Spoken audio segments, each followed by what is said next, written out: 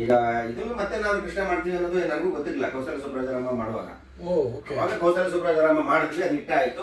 ಆಮೇಲೆ ಅವ್ನ ಪಾಡಿಗೆ ಅವನಿದ್ದ, ನನ್ನ ಪಾಡಿಗೆ ನಾನಿದ್ದೆ. ಹೌದು.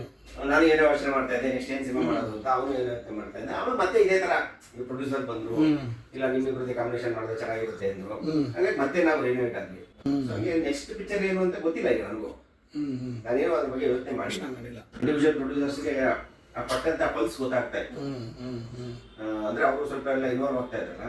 ಸೊ ಈ ಹೀರೋ, ಈ ಡೈರೆಕ್ಟ್ರು, ಈ ತರದೊಂದು ಕಾಂಬಿನೇಷನ್ ಇದನ್ನ ವರ್ಕೌಟ್ ಮಾಡಿ ಈ ತರ ಬಿಸ್ನೆಸ್ ಮಾಡ್ಬೋದು, ಇದೆಲ್ಲ ಲೆಕ್ಕಾಚಾರಗಳು ಅದೆಲ್ಲ ಚೆನ್ನಾಗಿ ಮಾಡೋರು.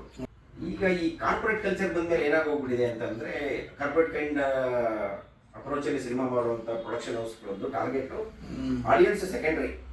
ಯಾವ ಹೀರೋ ಜೊತೆನಲ್ಲಿ ನಾವು ಟೈಅಪ್ ಆದ್ರೆ ಡಿಜಿಟಲ್ ರೈಟ್ಸು, ಸ್ಯಾಟಲೈಟ್ ರೈಟ್ಸು, ಈ ತರದ್ದು ಡಬ್ಬಿಂಗ್ ರೈಟ್ಸು, ಈ ತರದ್ದು ಸೇಫ್ಟಿ.